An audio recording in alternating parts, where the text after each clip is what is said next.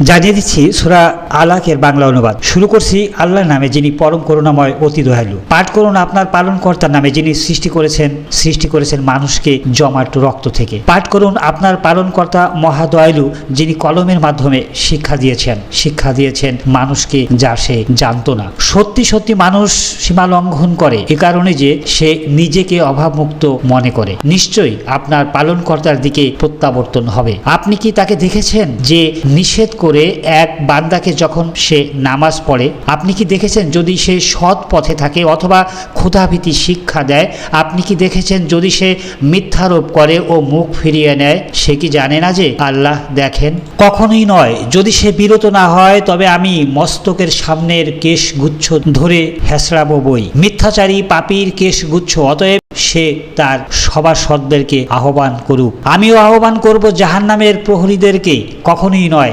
আপনি তার আনুগত্য করবেন না। আপনি সেজদা করুন ও আমার নৈকট্য অর্জন করুন।